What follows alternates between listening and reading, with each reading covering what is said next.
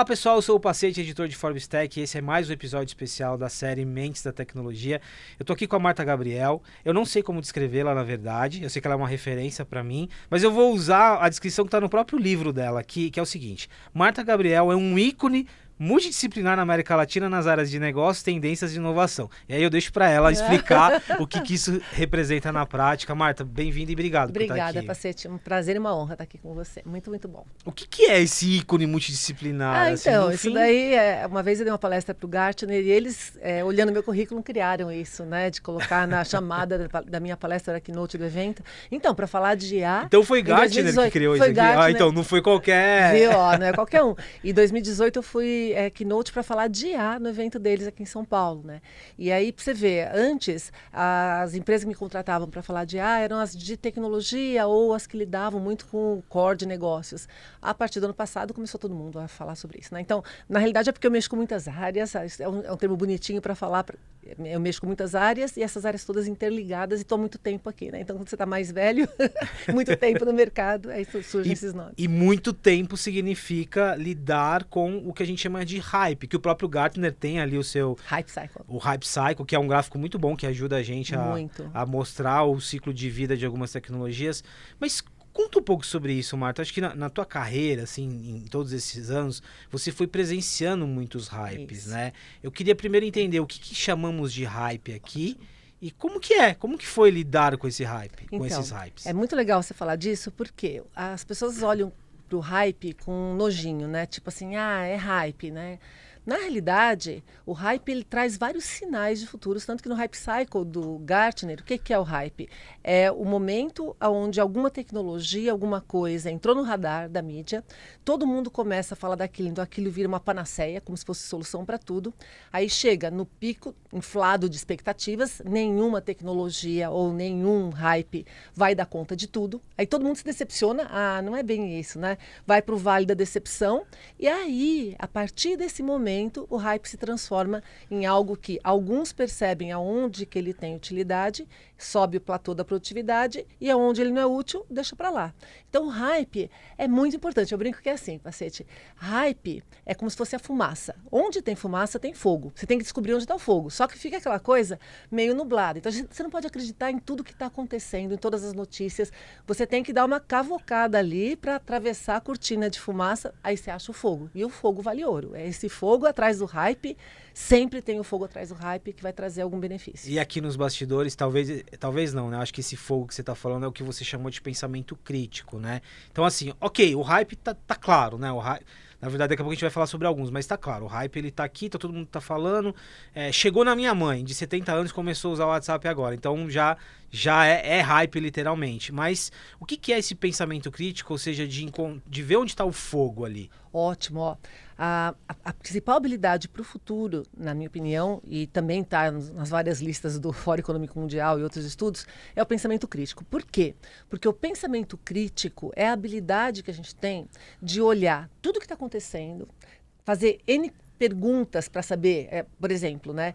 Isso é verdade? Qual é a fonte? Quem que fez? Mesmo quando tem fonte, qual foi o foco dessa pesquisa? Eu fiz engenharia na minha primeira formação e a gente brincava que era assim, se você torturar suficientemente os dados, eles confessam qualquer coisa. Então, não importa quem fez a pesquisa, todo mundo tem um espaço, um universo de amostras onde você está tirando aquela informação. Então, o pensamento crítico, ele começa com questionamento, ele começa duvidando da gente mesmo, que a gente tem viéses cognitivos, ele procura a questão lógica, ele tenta ver como que você argumenta com as questões será que isso é verdade ou não? Quem falou isso? Como falou? Então, é lógica, argumentação, retórica, ele requer repertório, tem que ter muito repertório, porque você tem que comparar aquilo que está acontecendo com aquilo que você está pensando, e valores humanos, que é a base para que você decida as outras coisas. Então, não é uma habilidade que a gente teve na escola. Mundialmente, no último século, a disciplina que a gente tem é gramática, né? Mas lógica, argumentação, retórica, a gente quase não teve, e isso faz muita falta quando o mundo fica acelerado, cheio de hype, cheio de fumaça, e eu preciso encontrar o caminho que faça sentido, eu preciso entender o que disso aqui é mais próximo da realidade, né? O que isso, de tudo que está aqui é o melhor caminho para dar o próximo passo, é o pensamento crítico. Sabe o que eu acho interessante, pensamento crítico? E aí pensamento crítico nesse contexto que a gente está falando. Então, por exemplo, inteligência artificial. talvez a gente leve uma vida tão corrida que, mas esse pensamento crítico ele dá trabalho, vai demandar tempo. Talvez então eu não vou focar isso em inteligência artificial, mas foca, sabe? Porque o interessante é que o pensamento crítico, ainda que você tenha um elemento ali, a inteligência artificial, ele te leva para repensar você como ser humano. Isso. Você sai de inteligência artificial, é quase que contínuo, né? Isso, é tudo. Ele faz você... Aliás, é uma coisa bem bacana, porque as pessoas confundem pensamento crítico com inteligência, né? E aí, se a gente fosse fazer uma analogia, inteligência é como se fosse a nossa força bruta de processamento. Pega um computador.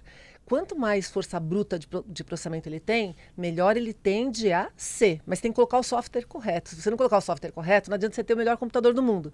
Então, a força bruta sem o software correto, que é o pensamento crítico, você não tem resultados legais. Você fica simplesmente com um potencial não aproveitado. Então, se você e a diferença dos dois também, que é bem bacana para todos nós, quem está ouvindo aí, não importa quanto que a pessoa tem de inteligência, qualquer pessoa pode aprender o pensamento crítico. A inteligência, você herda muito na genética. Né? Então, você pode aumentar um pouquinho sua inteligência, mas você herdou na genética.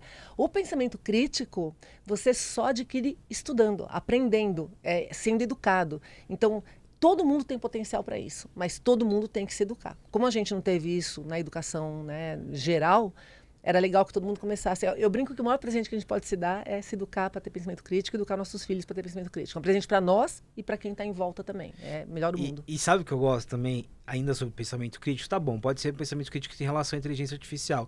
Pode ser pensamento crítico em relação ao BBB, né? Às vezes a gente tem essa... E tudo bem que as pessoas não gostem, tem quem goste, quem não goste, mas o pensamento crítico pode ser aplicado para um reality, por exemplo, que às vezes é visto como uma forma de entretenimento que eu não gosto, mas que traz um monte de questões ali que... Sobretudo sociais, principalmente sociais. E trazendo para o lado das empresas também, o pensamento crítico aqui, ele é muito importante, porque aí a gente está falando, inclusive, de dinheiro, né? De tudo, Pacete. Decisão de investimento. Se a gente for ver, para você ter ideia, é tão importante, porque aqui no livro a terceira parte são habilidades, né?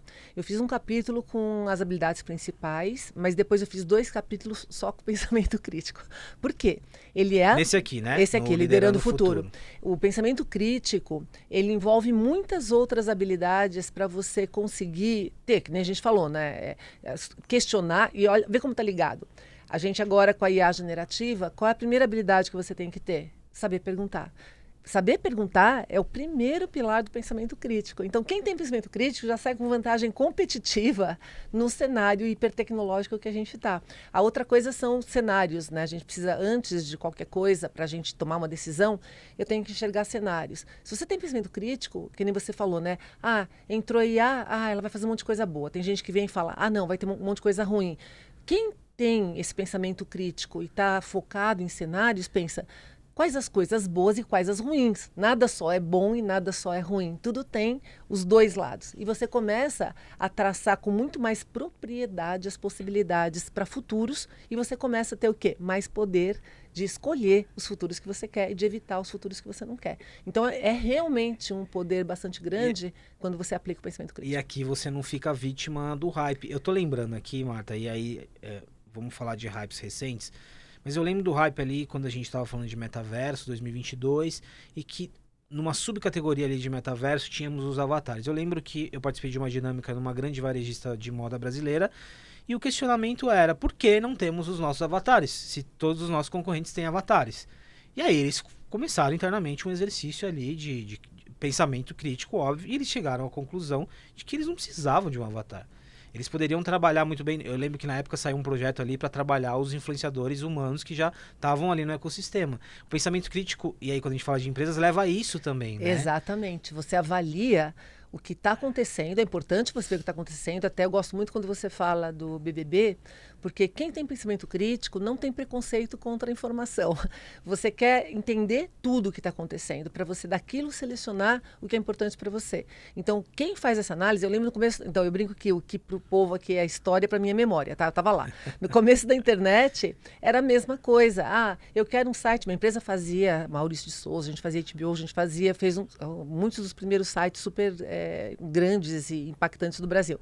Aí vinham para a gente e falavam assim, eu quero fazer um site também. Aí a primeira pergunta que eu fazia era, por que você quer um site? Isso. Para que você quer? Precisa de um site, né? Quem que é seu público? Seu público já está na internet, seu público não é o público da Maurício de Souza Produções, não é o público da televisão, não é... Quem é seu público? Será que faz sentido agora? Então você tem que ficar antenado. Uma das coisas que o pensamento crítico faz eu estou vendo tudo, mas tem coisas que não é para agora. Se a gente for falar do metaverso, o metaverso, que foi hype 2022, ele já tinha sido hype em 2006, 2007 com o Second Life. Então é um hype que voltou na realidade, né? É que as pessoas não têm memória, então acaba ficando para lá e não lembram disso. Mas se você for pensar naquela época, e agora continuou, o hype passa, mas a tecnologia não, tá? Continua aí. Faz sentido, sim, você participar dos metaversos 3D, porque o outro continua existindo aí, se você for empresa que tem público nesses ambientes, que é o caso de games, por exemplo. Para o marketing, para determinados tipos de público, faz todo sentido. Na área de medicina, em alguns casos específicos para tratamento de paciente, está sendo usado e faz todo sentido. Agora, numas áreas indústrias em que você não tem público nesses ambientes, é para ficar ali olhando, você fazendo experimentação, teste, ter o seu laboratóriozinho, para ficar preparado para a hora que isso faça sentido e você já está engatado para entrar quando isso for bom para você. Então, assim, essa estratégia, que é a segunda parte do livro, né? Eu tenho a visão. Aí, o que faz sentido para eu fazer para o futuro e que eu tenho que começar no presente, ambidestria, né? Lá e aqui. E que mantém o meu presente sustentável. Então, para os empresários todos, para os líderes todos, assim, ok, eu não posso ficar só visionário e investindo no futuro, eu quebro no presente. Você tem a meta do final do mês, você tem o PNL. Exato, eu tenho que fazer lá e aqui, mas eu tenho que garantir que cada passo que eu dou aqui, ele vai ser um passo significante para eu me manter relevante para o futuro. Tanto que eu brinco, né, quando eu faço palestra, eu falo assim, é cabeça na tendência, pé na pendência. A gente tem que, Muito bom. A gente tem que navegar a pendência passo a passo e não perder de vista, né, de foco, a tendência que a gente está indo atrás. Então, tudo isso, visão de cenários, depois estratégia para ter ambidestria e depois habilidades, que o pensamento crítico é a principal, para eu conseguir traçar essas estratégias e traçar o caminho para a visão que me interessa, né? Então, basicamente isso. Marta, pegando dois hypes recentes. Então, Metaverso 2022, muito... Na verdade, um ano antes, 2021, muito impulsionado por o Facebook ter se tornado Meta, mas aí isso. Que teve um fator ali. Depois, AI generativa, estamos nele ainda, AI generativa, OpenAI lançando um chat GPT e materializando para muita gente. Você lembra, e aí estamos falando de dois hypes com muita força. Claro que não dá para comparar AI com o metaverso, mas antes disso, você lembra de movimentos em que um tipo de tecnologia era visto de forma tão eufórica? Ah, sim, a internet foi vista lá atrás, né? Que você não tinha nem nascido, então... Já, eu lembro um pouquinho disso. Bug do milênio, teve... Foi não, antes da internet. Foi antes da internet. O Bug do milênio foi em 99. Então, eu já estava na internet, pra você ter ideia. Maurício de Souza, a gente começou o site da Turma da Mônica em 96. HBO eu comecei em 98. Nossa. E o Bug do Milênio foi falado basicamente em 98 e 99, né? Até o Bug do Milênio é um hype para a gente ver como é importante a gente prestar atenção nos hypes e nos cenários futuros. Porque as pessoas brincam, tá bom, foi falado tanto de Bug do Milênio, o que aconteceu? Nada, né? Deu tudo certo. Justamente, deu tudo certo porque a gente estava preparado, todo mundo se preparou antes porque aquele cenário estava traçado. Aí a gente teve hype de mobile. Quantas vezes você viu, talvez você não lembre que você era criança, mas no comecinho do século, finalzinho do século passado, início desse, todo ano era o ano do mobile. Eu lembro disso, você lembra disso? Expectativa, é o ano todo do mobile. Todo ano é o ano do mobile. Até que chegou 2011, que foi de verdade o ano do mobile. Mas até lá, o que tinha de notícias de, vai ser o ano do mobile, aí no outro ano, não foi, é furada, mobile não vai pegar, que não sei mais o que, papapá. Até que a gente teve algumas tecnologias mais fáceis de utilizar e que facilitando, é a mesma coisa que o chat GPT agora. Por que a IA generativa agora, tecnologia velha já, mas por que agora ela entrou nas discussões? Porque ela ficou fácil de usar por meio de uma interface que você conversa e não precisa mais programar para você estar no ambiente de inteligência artificial. Então, a gente teve vários desses entrando, e se você voltar atrás na história, não necessariamente tecnologia, mas novos formatos, eu lembro que quando começaram as mídias sociais, eu vi uma notícia, acho que era de 1930, 1940, bem início do século, sobre os quadrinhos. Tinha começado os quadrinhos e a notícia era igualzinha que a gente via para televisão no século passado, depois mídias sociais, que as pessoas vão ficar burras por causa dos quadrinhos, porque os quadrinhos não deixavam você ler com profundidade, porque os quadrinhos... Imagina, quadrinho criou uma cultura, inclusive para o pensamento crítico. Isso, né? Exato, de liberdade de pensamento para cenários ficcionais, ou seja, uma liberdade de forma, uma liberdade de estética que te leva para outros universos de pensamento, né? Então, a gente vê isso como forma recorrente, mas agora, por que a gente tem mais hype? A gente também pode discutir isso, né? Se a gente pegar a curva de desenvolvimento de tecnologia, ela também é exponencial. Então, se você pegar a final do século passado, nos anos 90, 80, a gente teve o PC. Né? Eu tive meu primeiro PC lá, estava na faculdade ainda, a gente teve PC. Depois demorou 10 anos para começar a falar de internet, nos anos 90. Então você tinha 10 anos entre um hype e outro. Aí depois até vinha o smartphone, as redes sociais, os buscadores tinham time. O que acontece agora? A gente está na curva assim. Então toda hora tem uma tecnologia nova e as que já estavam aí voltam repaginadas com um poder maior. Por isso que você sempre tem essa sensação de... contínua. Exaustão, né? Já foi, já estamos em outra. O Bauman falava, né, de amor líquido, de coisas líquidas. A gente está com os hype líquidos, né? Ou seja, toda hora tem um hype e você fica com aquela sensação de... Por isso que o pensamento crítico se torna mais importante agora. Porque senão você não tem... A gente está falando tanto de saúde mental... Se você não parar e pensar o que realmente disso faz sentido para mim, aonde que isso me afeta, você fica só navegando hype, você fica só navegando notícia. E para piorar, a gente teve a pandemia que fez todo mundo ficar mais ligado, full time, e com tudo quanto é coisa te invadindo, você não para pensar. Então, esses momentos de parar para pensar, que é uma coisa que desde pequenininho eu preciso de uns espaços de respiro, sabe? Quando eu estou em evento, eu participo de eventos muito grandes, às vezes vários dias seguidos, eu tenho que às vezes ir no banheiro e ficar quietinha ali só para poder assentar aquilo e fazer sentido com o meu cérebro, para poder dar o próximo passo, senão eu não consigo. Né? Porque mesmo que muitas vezes você é a emissora ali da informação do conteúdo, mas essa troca também é muito intensa, né? Muito grande. Você está trocando e aprendendo ali. O tempo todo. Deixa eu trazer mais um conceito aqui para nossa conversa, que a gente falou antes, que é futurismo, e aí podem ter várias derivações aqui, mas vamos falar desse estudo de tendências. Então, considerando que o hype, em função do desenvolvimento da tecnologia, os hypes eles estão mais dinâmicos, isso muda a forma de você estudar tendência também? Como que... Na realidade, o método... Pacete, é igual. O futurismo também é uma disciplina que já existe desde o século passado, mas não era muito falado porque o ritmo do mundo era lento. Importante, gente, é uma disciplina, não estamos falando não é adivinhação. É uma disciplina. Aliás, futuristas são pesquisadores, né? Então, estudos de futuros é uma disciplina onde você pesquisa sinais de futuros, você imagina, inclusive, futuros. Por quê? Quando você pensa que o presente cria o futuro, é óbvio, né? Tudo que a gente está fazendo aqui agora está criando as próximas etapas para os nossos futuros. Agora, uma coisa que não é tão óbvia, e é uma coisa que o futurista me ajuda as pessoas a fazerem, é qual é o futuro que você quer? E aí, qual é a ação que você tem que fazer hoje para chegar nesse futuro que está lá, independente dos cenários? Então, tem uma mistura na disciplina de futurismo entre pesquisa e imaginação, mas a gente tem método para isso, né? A gente tem as sessões com método para isso. E aí, por que é tão importante hoje? Porque quando você fala de futuros num cenário que muda pouco, ele simplesmente... a gente tem uma metodologia, uma heurística, na realidade, que é o cone de futuros. Então, imagina que você está no presente, né? E aí, se você tem uma velocidade muito pequena de mudança, na realidade, isso é constante, você tem um cilindro, o futuro é igual ao passado e está tudo certo, que é o que a gente pensava antes. Me formei nos anos 80, eu tinha 30 anos garantidos de vida, porque eu falava assim, ok, 30 anos de engenharia, eu uso tudo que eu aprendi e minha carreira está garantida. O que acontece quando começa a ter mudança? O futuro não é mais igual ao passado e começa a abrir. Quanto maior a mudança, mais esse cone abre, porque você tem mais possibilidades de futuros. Então, o que o futurista faz? A gente tem os estudos de presente, que é a pesquisa de mercado, né? Se analisa.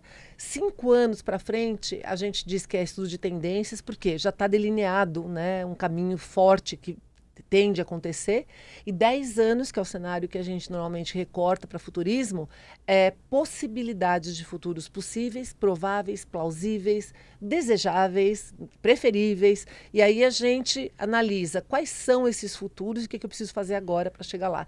E os que a gente não quer, por exemplo, por que a gente está falando tanto da questão climática? E está falando muito antes de a gente ver os sinais agora, já existiam sinais disso há décadas atrás. Você fala, se continuar assim, então já tinha estudos de futuros, se a gente continua no mesmo ritmo que a gente está, a gente vai ter um cenário daqui X anos bastante catastrófico. A gente pode, inclusive, desaparecer, né, os humanos. Então, o que a gente tem que fazer agora para ir para lá? E por que a gente precisa convencer os outros? Porque futuro não cria sozinho. A gente não consegue. Eu tive uma visão linda de futuro, Pacete. Eu quero que... você precisa que todo mundo construa o futuro junto para que a gente tenha um futuro em comum. Então, o futurismo, que é uma disciplina, que nem a gente está falando aqui, passou a ser super importante. E é até legal a gente falar uma coisa que, assim, quem analisa futuros não precisa ser só futurista. Eu acho que a gente devia ter essa habilidade desde a pré-escola, ali no ensino fundamental. Voltando à questão do pensamento crítico, eu acho que está muito claro que, na verdade, é aplicável para a sua vida, né? Isso, para qualquer momento. Então, se você... Tanto que eu acho que criancinhas, no cenário que a gente tem, acelerado, não vai diminuir a velocidade.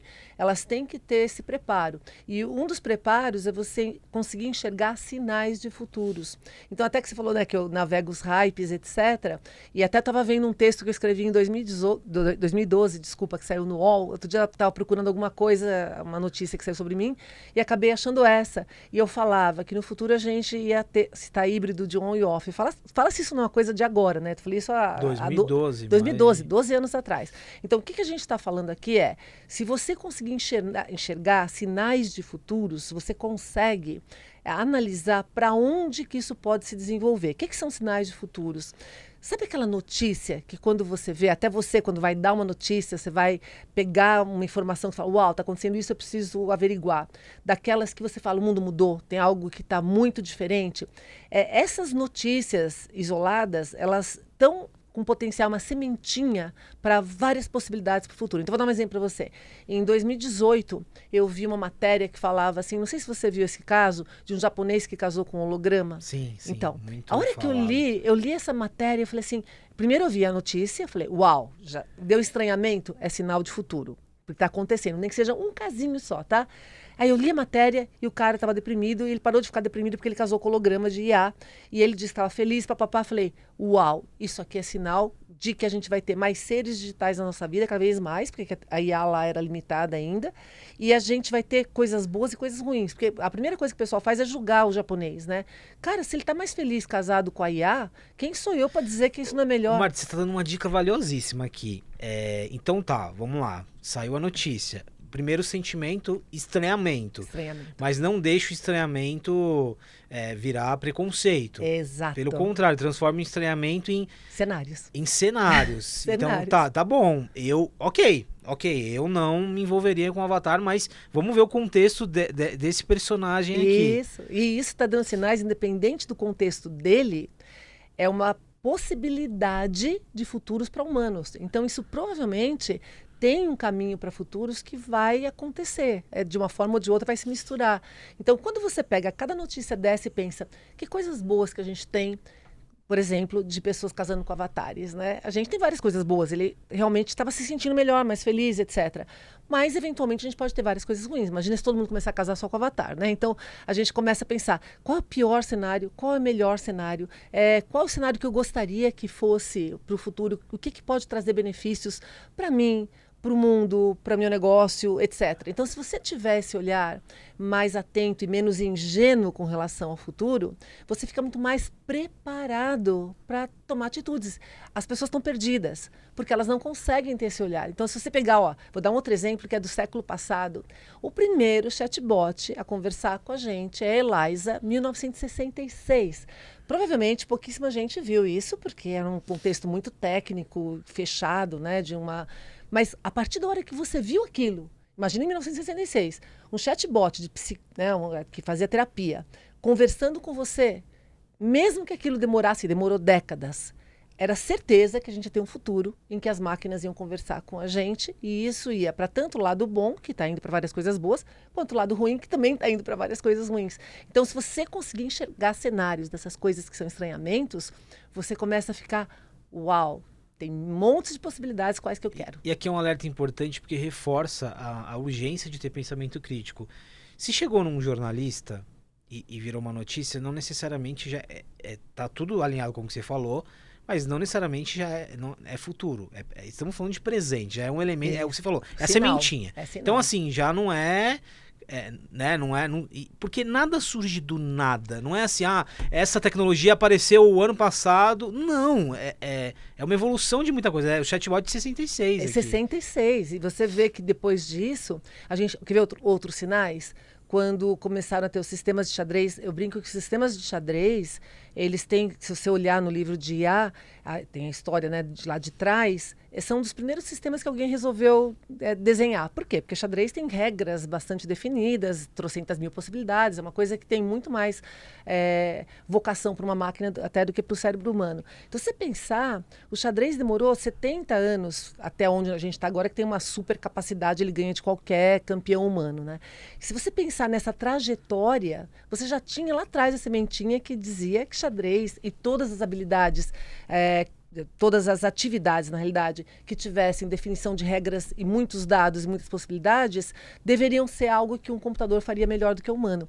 E aí o interessante é que se você analisa esses cenários, você já se prepara antes para pensar, bom, tá bom, se o xadrez pode ser jogado por máquinas, será que a gente não vai querer mais jogar xadrez? Não, muito pelo contrário. O fato das máquinas jogarem xadrez melhor que a gente em várias situações, ensinou a gente a jogar jogadas que a gente nunca imaginou, a gente querer utilizar mais isso para desenvolver o cérebro. Ou seja, existem variações, né, que vão surgindo, cascateamentos dessas tecnologias, que se você estiver atento, você está sempre olhando para 10 anos na frente, está sempre se preparando. E aí você, quando a coisa acontece, blockchain e Bitcoin especialmente, né, que foi o primeiro, eu lembro em eventos da Local Web em 2014, eu e o Pripas, né, o Pripas veio fazer palestra para a gente de Bitcoin, a gente dava Bitcoin com QR Code para quem tinha carteira, e ninguém tinha, e Bitcoin era, né, baratinho. Então você vê, 10 anos. Nossa. E a gente está falando disso agora como se fosse uau, né? Os hypes do Bitcoin e das outras criptos de monte que veio, especialmente da época da pandemia. Então, estava lá já, né? Mas o exemplo que você deu na notícia é muito legal.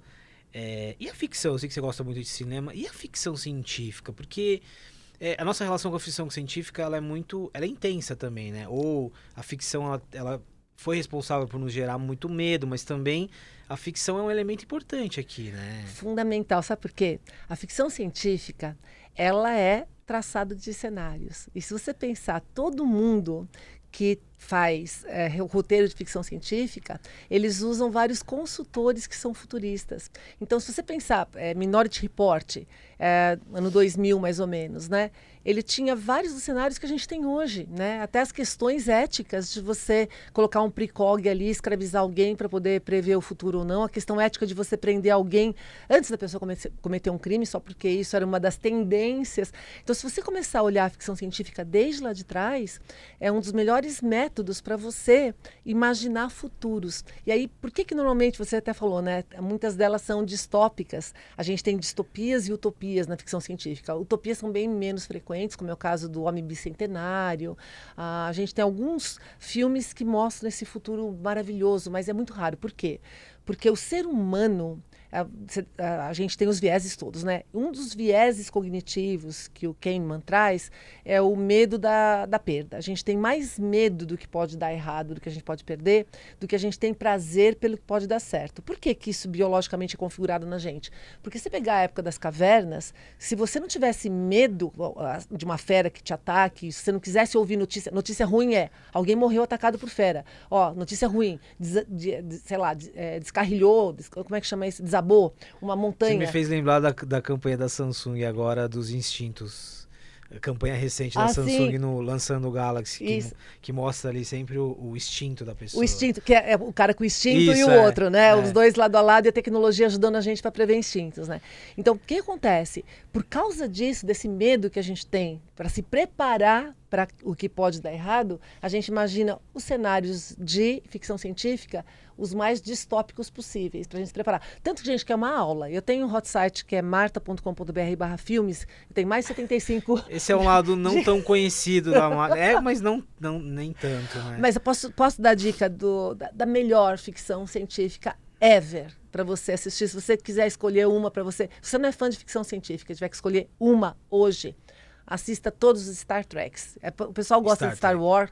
Tudo bem, pessoal, Star Wars é legal, papapá. Star Trek, se você olhar o que tinha nos anos 80, nos anos 60, que era, né, a primeira temporada, mas as outras, os spin-offs, as variações, Cara, eu tô assistindo os mais antigos de novo, né? Dos anos 80, dos anos 90. Tudo que a gente tá discutindo agora. Eu voltei a assistir tudo também. Tá lá. É sensacional. Voyager, Discovery, DS9, Picard, que é a nova geração, todos eles são sensacionais. Tem algo de ficção deste mais contemporâneo, assim, que você acha que...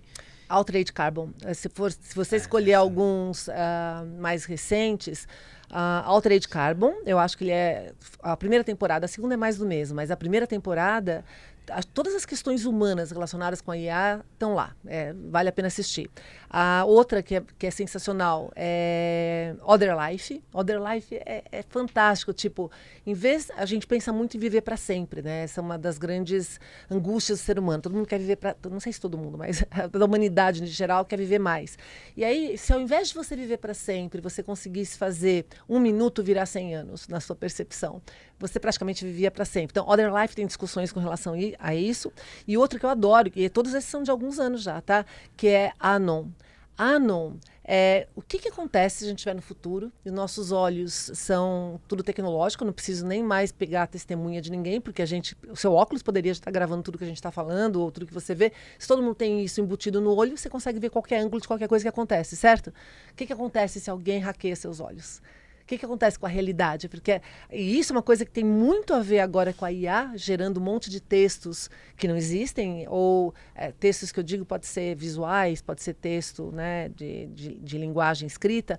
O que acontece quando você começa a ter um monte de coisa que é criada de cenários que não tem âncora no mundo físico, no mundo real? Como que você lida com isso, se cada um de nós vive numa realidade diferente, né? Eu brinco que a realidade, ela é uma mentira combinada. Se a gente pegasse aqui um falcão nessa sala, ele estaria vendo coisas totalmente diferentes de mim e de você. Um cachorro estaria vendo e ouvindo coisas totalmente diferentes de mim e de você. Se você pegar uma pessoa com muito mais idade ou com muito menos idade do que a gente, ela está interpretando isso aqui totalmente diferente. A realidade, na realidade, ela é algo que a gente combinou, que ó, isso aqui é uma mesa, você também está vendo uma mesa. Isso aqui é um microfone, você também está vendo um microfone. Então, é combinado entre nós. Se você começa a ter cada um vendo uma coisa diferente, cada um acreditando numa coisa diferente, criando multiversos, que é o que a IA pode fazer, como é que fica com a nossa percepção de realidade? E esse Anon, que é o que eu falei da ficção, ele é justamente isso. O que acontece se eu consigo hackear o seu olho? O que você vê é tecnológico e eu consigo colocar novos textos no seu olho, eu consigo tirar coisas que você enxerga. Assim, todos eles são incríveis. Enquanto você fala, eu estava fazendo um exercício aqui, me disse eu me saí bem. Então, você deu exemplo, Other Life. Other Life. Essa eu não assisti. Mas, por exemplo, eu percebo muitos filmes recentes que estão falando muito sobre a vida, a prolongação da vida, você comercializar o seu tempo de vida e por aí vai. Isso. Naquele exercício que você propôs, então, assim, estar na ficção já é algo para eu me manter atento aqui. Exato. Estamos falando do tempo da vida e de algo que vai além do físico. Isso, a percepção às vezes, que é uma coisa que a gente não está falando na tecnologia, ela pode alterar isso. Então imagina o que isso alteraria na sociedade se ao invés de você prender uma pessoa por 30 anos, você coloca essa pessoa só 1 minuto e em 1 minuto ela passa 30 anos em termos de percepção. Se você pegar A Origem, que é um filme também bastante antigo já para nós, ele fala sobre essas cascatas de mudança de percepção de tempo ou de passagem do tempo de acordo com qual camada mental que você está. Se você pegar Star Trek e outros de ficção, tem até um episódio de Star Trek Voyager que eles estão no espaço, eles ficam presos numa anormalidade ali em volta de um planeta, só que esse planeta ele tem uma super aceleração de tempo na parte de baixo. Então, em alguns dias que eles estão no espaço, passaram-se vários séculos, milênios do que acontece lá embaixo no planeta. E o pessoal do planeta olha para eles como se eles fossem algo que sempre esteve ali, tipo um deus. Esse é um padrão narrativo que tem em outros filmes também, principalmente quando a gente fala de espaço. E dá um arrepio, assim, essa diferença de... Você entender essa relatividade das percepções. Tem uma outra série de ficção que é fantástica, que é Stargate SG-1. É que o povo não gosta de assistir, porque a tecnologia de fazer o filme está datada. Então, você vê que é uma coisa mais antiga. Mas, se você olhar o conteúdo de Star Trek, de Stargate SG-1, você vai falar, cara, não é possível que esses caras pensaram nisso. Isso é futurismo. Esses caras pensaram nisso ali, há 40 anos atrás, que é o que a gente está discutindo agora. Holodeck, eles têm holodeck, cara. A gente está falando de metaverso aqui 3D, os caras já tinham lá, a gente está falando de IA generativa, eles já tinham Holodex, que era um lugar onde você entrava com hologramas e você discutia, por exemplo, com Einstein, e batia um papo porque ele era configurado com isso. Se está na ficção, na verdade, já é presente. Porque ainda que você precise executar aquela ideia, alguém já pensou a ideia já existe, exato, né? Exato. Marta, é sensacional. A gente poderia ficar falando aqui só de cinema e ficção. Deixa eu terminar, e aí, fechando com inteligência artificial. Acho que de tudo que a gente falou aqui, de cenários, de futurismo, do hype, neste momento, 2024, com tudo que a gente está vivendo em relação à AI tem algum elemento diferente? Assim, ela se diferencia como além do hype aqui? Então, ó, o hype é em paralelo. A IA, da mesma forma que metaverso teve o hype e ele continuou importante, independente do hype, NFTs, a blockchain, a cripto, Web3, whatever, a IA já vem desde o século passado. De 2010 para cá, ela já faz parte da realidade das pessoas, mesmo as pessoas não sabendo. E do ano passado para cá, ela está disponível na palma da mão. Essa é a grande diferença. Daqui para frente, isso tende a acelerar. A IA não é hype. A IA, ela, lógico, é hype a forma como o pessoal fala disso, porque você vê só um lado ou só o outro lado. Mas ela deve ter todas as... Tanto que o ano passado foi o ano de você descobrir a IA, né, do mundo descobrir a IA como uma coisa que está disponível. Esse ano, os estudos dos grandes big think tanks, eles são de implementação e regulação. Porque se você não regular, quais são os próximos passos nesse cenário? É uma tecnologia extremamente poderosa. Quanto mais poderosa uma tecnologia, mais benefícios ela pode trazer, mas mais riscos também ela pode trazer. Então, se você não regular, ou autorregular no caso da IA, né? Porque se você pegar as leis, elas são concebidas para serem aprovadas e desenvolvidas num ritmo que não é o ritmo da tecnologia, muito menos sempre do último ano. Né? Sempre assim. Mas qual é o grande risco? Que até eu gosto de uma coisa que o Elon Musk fala com recorrência, né? Porque tem um discurso que é assim, toda vez que tem uma tecnologia nova, a gente acaba criando regulação e ela acaba entrando no mainstream na nossa vida e dá tudo certo, né? Só que se a gente pegar, por exemplo, o carro, quando o carro foi lançado e as pessoas que compravam o carro eram ricas, né? Muita gente morreu até o carro, a gente ter as leis de trânsito, até a gente ter cinto de segurança, até a gente tem que tirar carta, até os carros terem vários sistemas de segurança. O que acontece com uma tecnologia que é poderosa, onipresente, que está em tudo quanto é lugar, se ela tem algum desses problemas? Talvez não dê tempo de você fazer a regulação ou consertar. Por isso que tem uma urgência maior agora de a gente realmente entender o que é IA. Todo mundo, eu fico assim... Todo mundo, quem é pequenininho, não importa a área que você trabalha, a IA está presente, ela é inevitável, ela é algo dado, ela está no nosso futuro. Então, já que ela está no nosso futuro, não adianta negar, não adianta fugir, tem que abraçar e todo mundo entender o que está acontecendo para participar da discussão. Com o pensamento crítico coletivo também. Isso, né? É assim que a gente constrói ética, né? Com cada um colocando a sua visão e a gente negociando as várias visões para que a gente tenha um futuro sustentável para todos. Marta, eu queria super agradecer, são muitas camadas, né? E muita coisa, muito do que você trouxe aqui, você já tratou. Aqui você me explicou que são 3, né? São 3, é uma trilogia. Então, primeiro, você, eu e os robôs. Isso. Que ano que foi que você escreveu isso aqui? 17, mas essa edição já é de 21, né? 17, essa é a segunda edição de 21, foi finalista. Como se transformar no profissional digital do futuro. futuro. Depois... Esse é um spin-off da primeira edição desse, porque era um capítulo... Continua tendo IA nesse aqui, né? Esse aqui fala de todas as tecnologias, mas era muito pouco, não dava. Então, esse aqui virou spin-off desse, que é para você dominar a IA. Inteligência artificial do zero ao metaverso. E aí... O Liderando o Futuro, que saiu no final do ano passado, que é para você entender cenários, então é futurismo, estratégia e habilidades utilizando a tecnologia. Você já está usando IA generativa para escrever isso aqui? Não, mas eu estou usando para me ajudar. Não. Para escrever, não. Para escrever, não. Mas para me ajudar, eu vou dar um exemplo aqui no Liderando o Futuro, que eu fiz ano passado, né? As outras ainda não tinha. Eu escrevi um exemplo aqui, num dos capítulos, que ele estava com 3 parágrafos. E eu gosto de ser objetiva, né? Vai ao ponto. E eu peguei esses 3 parágrafos, pus no ChatGPT e falei, sem perder o sentido, reduza isso para mim para um parágrafo. Ele fez, eu dei uma ajeitadinha e foi. Então, o que eu falo? Eu não escrevi mais rápido porque tinha o ChatGPT, mas eu escrevi melhor. Escreveu melhor. Melhor, porque eu consegui muitas... Às vezes eu queria verificar algumas teorias, ele me trazia ali alguns insights a mais, eu ia, verificava se era verdade, se aquilo realmente tinha ancoragem na pesquisa. Eu falava, uau, então eu vou falar um pouquinho disso também.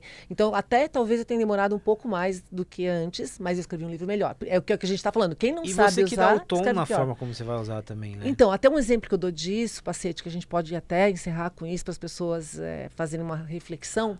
Teve um artista que ganhou um prêmio de melhor trabalho de arte e ele tinha usado a IA generativa e aí queriam desclassificá-lo. Aí ele trouxe todos os prompts, ele tinha usado mais de 200 refinações de prompt para chegar naquilo. Então, o processo criativo é dele. O processo criativo está na origem agora, então está deslocando do produto final, que seria o livro, seria o trabalho, o quadro pronto, uma obra pronta, para a intenção. Tanto que eu participei do NFT Brasil ano passado, e uma das discussões de painel que eu estava era, para onde que desloca isso? Desloca para o prompt. A gente deve começar a registrar em NFT o prompt e não mais a obra final. Então, se você pegasse 10 pessoas para escrever Liderando o Futuro, pode perguntar o que você quiser para o ChatGPT. Ele vai trazer uma esquizofrenia ali, porque ele tem todas as personalidades. Agora, se você sabe o seu direcionamento e utiliza para conhecer mais, saber mais e fazer, vai sair 10 livros diferentes com qualidades diferentes. Só pescando o que você deu de exemplo aqui, transformar um prompt num NFT, ou, na verdade, o foco mudar do produto para o processo, olha o impacto que isso tem numa empresa, numa dinâmica corporativa. A gente está falando de uma... ruptura aqui muito, muito importante. Então já fica aqui algo pra gente levar e pra pensar também. Foco no processo e não no produto. Marta, eu queria super agradecer. Amei, de novo, tá sempre uma aula. E não tem como não dizer que o centro da nossa conversa hoje foi pensamento crítico e isso vale para tudo, e principalmente quando você tem aí na mão muito investimento, milhões, e que precisa fazer e que envolve tecnologia, como tomar essa decisão, tendo muito pensamento crítico. Obrigado, viu? Obrigada eu, querido. Prazer. Mais um episódio de Mentes da Tecnologia. Muito obrigado pela tua presença aqui. A gente volta nessa série super especial falando da nossa relação com a tecnologia, com a inteligência artificial e vários outros conceitos que estão por aí.